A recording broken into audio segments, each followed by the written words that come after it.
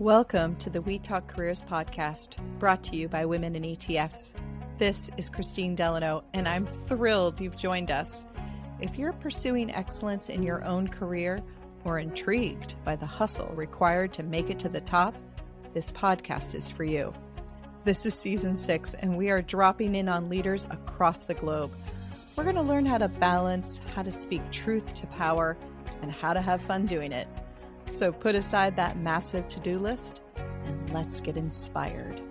Welcome, Liz, to the We Talk Careers podcast. It is so good to have you on the show. Thank you, Christine. It's an honor to be here. I was a little surprised by the invitation on LinkedIn. No one really asks the person behind the scenes to come in front of the scene. So this was quite a thrill. And given the ladies and actually all the guests you've had on your podcasts, I'm really honored. I went to work. I'm like telling my boss, I'm like, wow, is this really happening? Like, is this normal? So it was fantastic. And I appreciate being here. It's an honor. Thank you. Wonderful. I am going to get to that story because it is so fun. But first, I want to make sure our listeners who know who we're talking to. So why don't you give us a little bit of your bio and introduce yourself? Great. Again, my name is Liz Pappas. I'm in New York City, and I'm a career administrator. I've been behind the scenes as an executive assistant, chief of staff, executive business partner, all the titles that have evolved in my almost 3 decades, let's say over 2 decades. It seems a little cuter. So yeah, I've been doing this a very, very long time, and I'm here. I've worked I started out on the creative side in New York City, so that was quite the experience. And I do believe that experience, we're talking early 90s, and a woman in the creative field, advertising, fashion, was quite a wild ride. There were survival instincts that needed to kick in, not necessarily the thrive instincts yet, because you're still a woman at that time. I do believe that has greatly influenced how I approach now finance and being in certain spaces and in certain rooms, board or senior leadership, that really honed my skills. So yeah, thank you. I currently am in the global wealth management space. And you live in Hell's Kitchen, is that right? I live in Hell's Kitchen, and yep, right in the frying pan. I was born I'm from of Cuban descent. My parents came from Cuba. I'm the youngest of 5, the only one born here. So, that had its own, thing also. And, that enabled me to navigate all sorts of things between language, between culture, everything. It just enabled me to adapt and be fluid. I'm in Hell's Kitchen now. I raised my daughter in Battery Park City. When I was married and everything, we were in Battery Park City, and I believe that is how we know our mutual friend Laura Morrison. So a shout out to Laura, who's an amazing, amazing person in the community, instrumental and quite the light. That family was such a light post 9/11, and a great family. So a shout out to Laura. We raised our daughter downtown through the schools, and I am now in Hell's Kitchens from the year of COVID. So I spent COVID in Hell's Kitchen, and it, again, quite the frying pan. Yes. Okay, so other connections we might have, and I didn't ask you about this before the show, so Okay. who knows? But Deirdre Featherstone, do you also know her? Of course, we did a lot of work together. A lot of work together. Amazing woman, amazing. Yes. Thing. So she just designed some jewelry for us, and it was so fun. And we went to see her downtown at one of her, where were we? Bergdorf's. Yep. And she has a display case there. And so she came down and talked us through some of the jewelry that was down there. And then we went up and had champagne, and she was just so fun. So that whole Battery Park crew. Absolutely. The champagne was always a thing. I remember we did fundraisers together for PS 89, and, Laura was there. Deirdre Featherstone is there, and she was very generous with, providing items for auction. And I remember the group of us going to her showroom, and, we walk in and there's a platter of champagne ready, and oh my goodness. And, all these beautiful gems, and, that she has, and just amazing. It was just a glamorous incredible woman, and so creative. Laura was telling me about one of the things she created for one of those probably school fundraisers or something like that, was that little stick, like that you get like at Starbucks that goes into the hole. Yes. She created like silver ones. I'm like, Yes. oh my gosh, I am such a customer for those. Like, I always love my little stick, and I'm always like taking it out, take a sip, put it back That's in. right. I would have totally bought like a dozen of those. I would have been so excited. I would have too if I was able to afford. Absolutely, I did, and they were a big. They were a hit. It was a hit. Yes. Absolutely. Oh, that's fun. That's fun. So when I reached out to you, Liz, I had no idea we had any connection whatsoever. I get so many guest requests to come on the show, which is, I mean, just wonderful. It's just such a testament to our listeners and folks that are finding us and all of that. But occasionally I reach out to others who inspire me. And you had a post on LinkedIn about presence. And I remember commenting on it. And I remember just sort of thinking about it all day. And I just thought, oh, that is a voice that I want to hear more from. So I was like, well, I'm going to reach out to her. Maybe we can have a dialogue. Maybe this would be something that would be fun. And as I commented on it, Laura texted me and was like, hey, you commented on Liz's post. Liz and I go way back. And so then I was like, oh, well, now I definitely have to have Liz on the show. I also was again taken aback by the invitation, and yeah, that post it got some great recognition there, and I think a lot of us at this point in life, and I'm not just saying women, I can only speak on women because that's kind of where I'm at and where I'm trying to shine the light on. But again, I'm in my mid 50s, and I'm working and I'm motivated. I'm energetic. And, I love working with the younger folks. I know everyone's like, oh, the Gen Z. I love them. I love it. It's as if I'm still at that age. They bring such energy, just being around is energetic. I'm learning things. And at the same time, there's like the exchange. So I'm lying in bed really literally that morning and I'm like, I don't want to go today. What's going to, am I still in this? I've been doing this forever. And it doesn't matter what you're doing, whether it's my space, your space, you have to keep yourself alive and awake and curious, which is really what's going to keep you relevant. It is not wearing the trendiest things. It is not trying to be a Gen Z. It is not trying to, be the cool person, though I still like to think that I am. It really is not. It is just wanting to be curious, being awake, and just knowing presence in motion. Things are moving around you. The world is moving so quickly. There's so many things happening, and just to keep yourself motivated. And I feel the same way with my work. I keep it alive. I'm not very good at staying in my lane, so I am curious. I'm always trying to learn a little bit of this, or how can I improve that? And it works for me, and that is what I'd like to bring forward to anyone. I think being still is a killer for business. I think it's a killer for your life. I think it's a killer for your brain. It's atrophy. And I think you need to keep yourself motivated.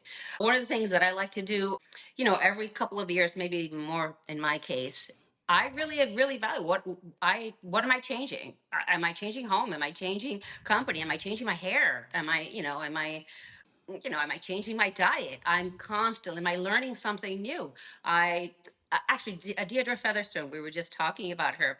She has motivated me at that time. I also got my GIA just to learn something new. And, I became a diamond grader, which I don't practice at all. And if you put a diamond in front of me, I would just probably do what everyone else does. But it keeps you sharp, and it just, it expands your brain. And I think that's important. Yes. And especially at this point, and especially again, us Gen Xers, we're just so adaptable and so used to learning all the time that if we don't and we stop that now, you're just it's atrophy. Following your passion into what you want to do every day, and then finding ways of pulling your passion into what you have to do on your job is That's so right. important. There was a lot of fear when I sort of left my corporate job. I was like, well, will I be invited onto the boards that I hope I'll be invited onto? Will I have anything to say? Will anyone want to hear all of that? And then to go on to write a book and think, is anyone ever gonna want to read these? It's Well, like you're the you can epitome, let actually, of fear what I'm saying. stop yourself, Right. right? You can let it stop, or you can decide that, like, those are the things that like drive you, and then you figure out a way to like make it your niche, And right? people love that. You are a Yeah. perfect example of that. People love that. Seeing what you're doing. It's a stretch. You stretch yourself. Let me try Yeah. something completely. The book I was reading about Yeah. your book, which I am going to read, is is a stretch, and it just keeps you Right. motivated. And others look at that and say, "Hey, that's really cool," and that's I want Yeah. to do that. What can I do? What How can I parlay my passion, and what how can I parlay what I'm good at into something else that's going to keep me alive and something different, something that's going to feed me. Right. Absolutely. Yeah. If being efficient, a lot of folks mistake being efficient for making an impact, and that is a killer. Tell us a little bit about how you find presence. You talked about being curious. Where are you looking for the stuff of curiosity? Like, where are your heat sources? My heat sources are everywhere. Again, just being in New York City, I walk everywhere. Younger folks, I'm on LinkedIn a lot. I'm just seeing those reels, and I'm not looking for business. I'm not posting for metrics. I'm not giving any, insight on how to be a better EA. That I'll leave that to someone else. That is not my passion. Doing similarly to kind of what you're doing, shining a light and talking about things that are relevant to business, but more on the personal level. Interacting with other women, interacting with leadership, interacting with the younger folks. I really grab it from everywhere. From my daughter, who rarely talks, who rarely answers my calls, but even that, it's just learning different things. Well, it's interesting. You shared with me some notes ahead of our show, and some people do and some people don't. And I always appreciate when I can get sort of a fuller picture of folks. And one of them, I almost fell out of my chair because I'm like, oh my goodness, this is one of the biggest pieces of advice that I give younger people. And that is to ask yourself quarterly Mm-hmm. the big questions of life. Like, am I in the right path? Do kind of a quarterly review like companies do to like do an assessment, Mm-hmm. figure out what it is that you need to change. Is it just a haircut, or are there, more major sort of career or life trajectories that you need to realign? Because I think what people do sometimes is they take this advice of being curious, being present, and question their life choices Yes. every day. Yes. And then they just get stymied in the idea that they are discontent. Yes. Right. And they're actually not. They're just asking themselves the right question in the wrong cadence. Correct. And I Too I much too love soon. that. Yes, I love that idea of quarterly. So why don't you take it from there? Like, why is it that such a big piece of advice that you provide? Again, ask yourself quarterly, what am I, do I know, am I doing what I'm doing so well that I'm doing it blindly? Red flag. If Mm. you're doing something blindly that you can do it in your sleep, find something that's going to change it up again and stimulate your mind. Stimulates your soul. It just wakes you up again, and you look at things in a different way. Again, posting, how I've been doing reflections on LinkedIn, and really, it really started again, like you were saying, for oneself. And I was getting reactions. I was getting reactions from younger folks and all kinds of folks, and not just EAs. I mean, you were a perfect example. And reaching out, stretch, and it just creates another neuron attachment in your brain, and you just have a fresh look. It feeds you. It really does. And, I'm always changing my hair. If it's not one thing, I'm trying to learn something new. I'm always learning something new at the office. And again, I've been doing this a million years. And I'm always finding something different. And I think that's, with people, engaging with people, and finding different things. It is important. Stagnant, otherwise, you're just stagnant. And again, I come back to Groundhog Day. If you're doing something blindly, if you're doing it so well, are you good at it, or are you just, blindly going through the motions? And a lot of us do that, especially women, you know, after raising a family where you're just blindly going through the motions, and you don't grow. You Right. stay stagnant. Tell me a little bit about the advice that you would have for perhaps a younger woman who is looking to get noticed. She does have curiosity, she does have something to say. she's walking into a room, what does she notice? What is it that she should do first to get herself onto the right trajectory in her career? I will tell you, Christine, one of the, and I'm not going to say that I'm unique, but one of the avenues that I have found for myself. I mean, I am not a really, I say I'm a background person, but I'm really not. I'm in the room. I'm in the boardroom. I'm in C-suite. I'm there. I'm asked, what do you think about this? This didn't happen overnight.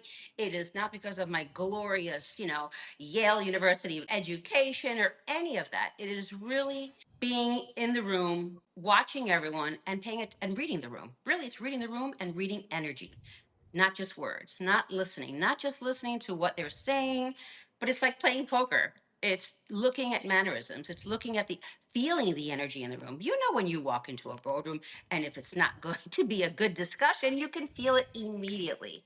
And that's when you know how to enter that room, what tone to use, how to even speak or not speak. That's a big thing. Also, put yourself in the room. Put yourself in the room. Mm. Don't just stay in the lane. Don't stay where they told you to stay. Always, of course, there's respect and following hierarchy and all that jazz. But put yourself in the room. Put yourself in the eye of leadership. Always. And I actually tell this all the time to my younger coworkers. Be bold. Put yourself in the room and make your mark. People will listen, and people will acknowledge that and respect that. As I started writing about, sort of financial services and financial thrillers, I remember writing a scene in a boardroom scene. Things are not going well. And it was so fun to be able to picture and write notes on like every person in the room was doing and what they were thinking and how they were approaching it, who was looking at who was taking notes, who was sitting back, who was a wall dweller versus who had a seat at the table. Whose foot It is was tapping there's quickly, who's like jamming the exactly. pencil. Exactly. There's just so much politics to just even the structure before anyone even says a word, Mm-hmm. and extremely impossible to write about it unless you've witnessed That's right. multiple times and you start to see the patterns that people fall into. And being invited in sometimes means that you use your observation skills to know how to have impact after, the Mm-hmm. idea that like, I'm actually going to take this all in. I'm here as benefit to perhaps my boss or whoever invited me in, because afterwards I want to be able to tell them some insight Exactly. I was able to see. I want to Yeah. be able to tell them that something was exchanged in looks while Yes. their CEO was talking, or that the CFO was actually typing out something on his phone while Yes. someone else was speaking. Those types of things, which are so important. And then sometimes you do have something to say. And at that point, take the opportunity to have used your passion that got yourself in the room to make something of value to the Absolutely. people around you. Absolutely. So I think that is, it's beautiful that we can sort of talk a little bit about that idea of reading the room and being able to be conscious of your own presence, what your own presence does, and Mhm. what does the presence of everyone in the room do That's as right. well. That's right. And I'll bring that back to, working in the creative space, and at that time, it was such a, it's fashion was not what it is now, even though it is, I guess, still crazy, but it's totally tame as it was back then. You really needed to read the room. You needed to know when to talk and when not to talk, how to even stand or not stand, and I've taken that. And I've noticed as I've evolved in my career how that has helped. And that's where I've now have identified it as that presence and presence in motion and or reading the room and reading energy. It is really something that I've had for many years and stemming from that, call it survival, call it thriving, but that's what you learned. You learned, let me not talk to this guy because he's throwing shoes around. So, let me stay behind the scenes, let me get him coffee. Maybe now's not the right time to talk about this or that.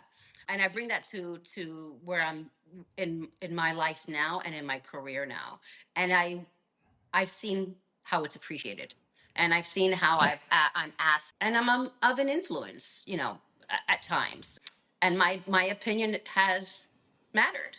And that is because of that, because of reading things correctly. I'll tell you one time I did it wrong. I had worked for a CEO for quite some time on strategy.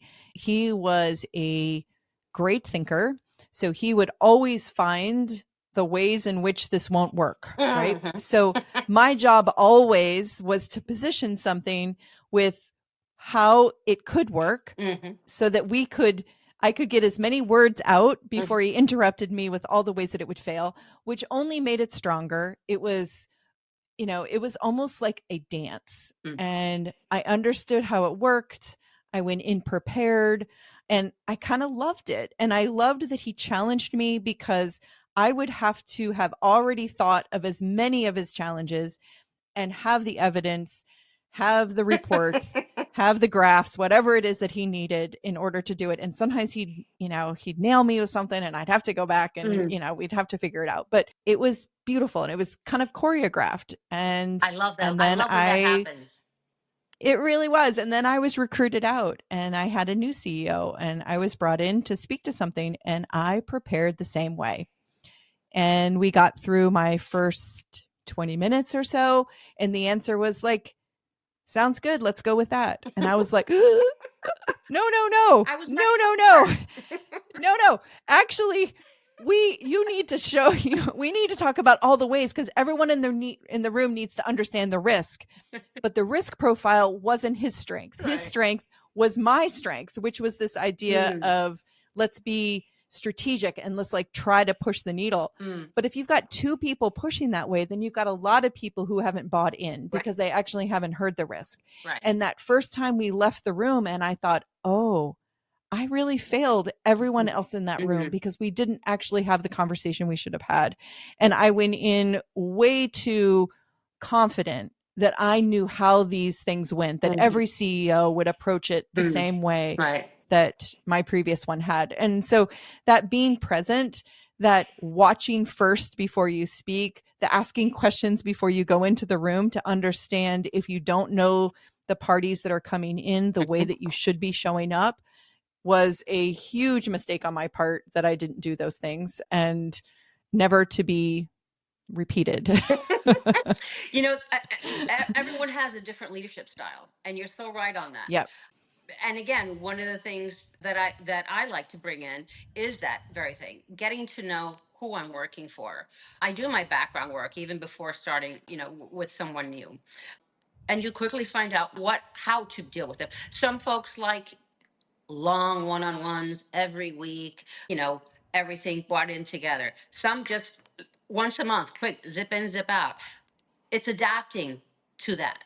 And that's a skill. It really is a skill. Adapting to each leader. Yeah. Yes, absolutely. So tell me someone that you've admired as someone who's done this well. I mean, obviously you've done it well. So who else in your life have you seen that has taken an awareness, a curiosity, and kept themselves sort of fresh through their career? I will say I've had a lot of leaders that I can call out and say that I admire. At Ogilvy and Mather, I worked for the creative head, but she wasn't called a chief of staff at that time, and she in advertising that was like unheard of, and I thought that was really cool. And she was very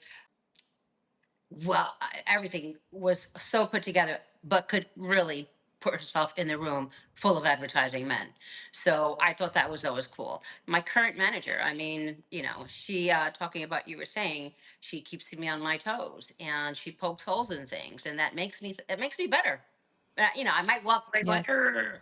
But then I sit and I go, you know what? I got to look at it this way. Let me find another angle. Let me poke holes in it as well, just to make sure that we're covering all bases.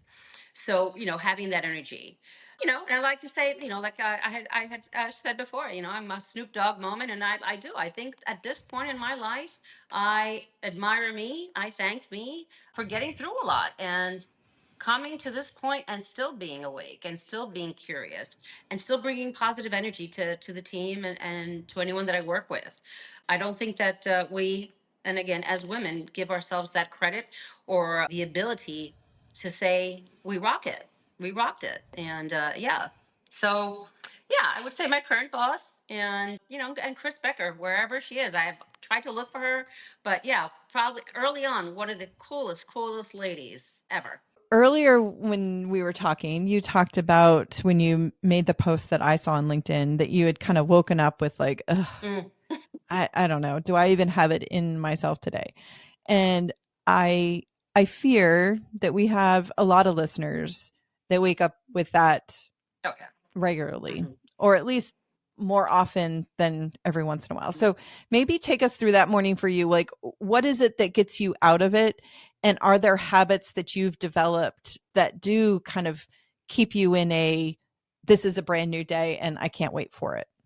I'm sure folks at work think I jump out of bed like, yay, like some overage teenager, but I do not. I am a 5 a.m.er. I do wake up at 5 a.m., 5:30 being the latest. My alarm rings. It gives me the opportunity to just kind of lay there. I'll do a little meditation right there in bed. I have this push. It's a poem. It's push. It's pushing yourself over the hill, even when you don't want to, and when you least have it in you. That's when you need to push the most. I mean, I'll turn over and I'll look at that and I'm like, and then I'll put on some disco. And then that'll get me out. And then, I'll do a little workout and then move on. But I have started doing the 5 a.m. I'm going to say probably the last 3 years. That has made a difference. And not because I'm being productive at 5 a.m. Online. It's literally to ease into the day and I'm not rushed. That has actually made a big change. I didn't believe it when people were saying the 5 a.m. club. I'm like, because I'm the least morning person there is. But it does. It makes a difference. It just a slow move to the day. I'm able to center myself, look at my little post and just kind of look at that and say, yeah, I need to move forward, get out of bed. I'll make my intentions for the day and what I'm going to make happen. And yeah, those are my mornings.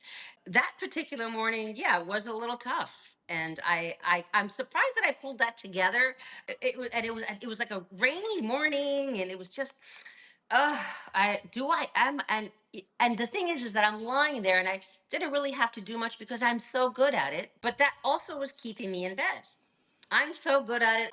I could, maybe do I work from home or do I maybe not even? I can catch up on this later because I'm that good. Because Yeah. I've been doing it so long. But then after doing waking up and all that, I'm thinking about this and I saw something, and it was actually a financial report about relevance, and it was really an M&A analysis about the relevancy of certain firms and so forth. And I was like, that just really, it's a full circle. How am I making myself relevant here? How am I keeping myself in the game? And I started putting this together, and as it came together, it was really that keeping myself curious, waking myself up, pushing myself to find something different and a new angle. And that post was one of those things. I debated putting it like I do all of my posts. And I really stress over it.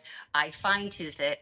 I'm like, how will this be perceived? Will it, I'm never a griper. I don't post anything challenging or so forth. But I really exhaust myself over it. And this one came together quickly because it was that I'm putting myself there. I really like this sort of reminder of how we wake up in the day to anticipate it being so important. You're in this 5 a.m. club. I do have my 5 a.m. mornings when I'm in the writing mode. I wake Mhm. up and it is 4:30, 5 o'clock. And I just do that day after day after day. And it assures that there is nobody that is going to sort of interrupt Mhm. that piece of sort of creative freedom Mhm. that I have. Just by sort of coincidence, this morning I did something kind of odd. So I'm a woman of faith and Mhm. I had found Psalm 106 yesterday and I hadn't read the whole thing through. So I challenged myself this morning that I was going to wake up and read not one word until I found my way to my Bible, opened it up, and read Psalm 106, Nice. which was so interesting because that meant that I couldn't pick up my phone and I couldn't even like really look too clearly at my toothpaste. I couldn't like I didn't want to read a word. I was just trying to figure out like how much stuff are we taking in all the time and Mhm. can I do it? And then of course I put on a sweatshirt. It said Lehigh and I was like, "Urgh." Like that was the only word I read before I went and opened it up and read it. But I think that idea of sort of challenging ourselves in the morning to say, what is it that we're putting in our heads right away? Like, what is it that we want to be most influenced by? So I love the idea that you sit with some meditation, you maybe put on some disco, some things to like, get your body moving and all of that, I think is such a great reminder for all of us. And I feel like I get into ruts. Sometimes I like pick up my phone right away. I'm like checking through the emails that came in. I'm on a global board, so there's stuff coming in all night long from folks all over the globe that I'm having to respond to. And, and it's all good stuff, but it just sort of zaps me sometimes from the idea that I need to be creative or I need to be thinking in a certain way or I need to like set my own pace. So thank you for that reminder. It's easier to just stay in that rhythm that, okay, let me pick up the phone. And it is so easy to just continue on with that. The morning goes away and now you're like, cramp, at least I do. I get cranky and I'll forget it. Like I'm in that zone. So I try not to do that.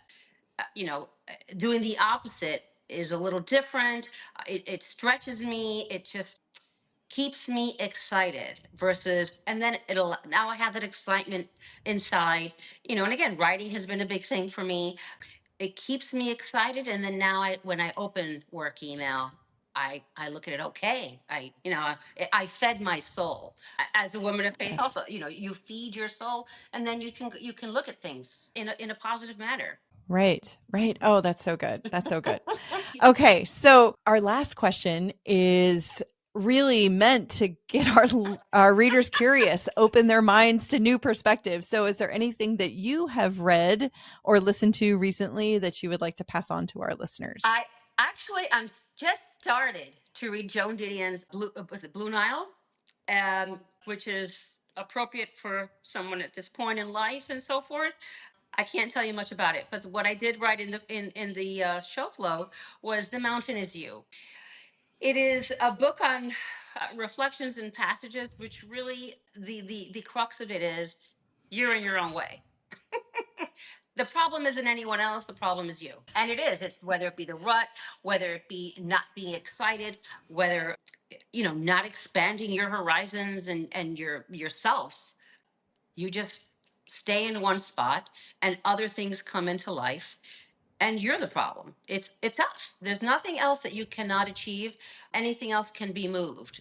So you are and the mountain, and you need to learn to move yourself. I found that book and I read it all the time. Actually, sometimes I'll fall asleep to it. In the mornings, it's not one of my, one of the things I'll read. I'll put it whether audiobook. I'll read a passage from it, and that'll keep me excited. It'll wake me up. I'm like, wow, that's right. That's right. I can't think of it this way. Get up, move on, let go. There's better things to be doing. Awesome. It sounds like we need a quote onto one of your LinkedIn posts as well from the book. Absolutely. Yes. Thank you, Liz, for coming on the show. God, you are just such a delight. This has been so much fun, and I'm so glad we've met. Absolutely. And next time you're in the city, please let me know. I would love to come downtown and see, catch up and really meet you in person. Yes. I think that you're doing amazing work. Thank you so much, Liz. Thank you. Thank you. Thanks. All right.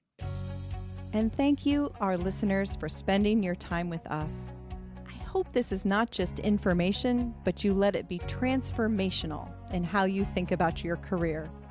I'm rooting for you. If you're an Apple user, I'd really appreciate it if you took a few seconds to leave a rating and a review. Your ratings and reviews tell Apple that this is a podcast worth listening to. And in turn, your reviews will help We Talk Careers get in front of more listeners looking to succeed, just like you. And while you're there, go ahead and hit that follow button, because there's going to be another brand new episode and you don't want to miss it. Until then, keep thriving. Thank you for listening.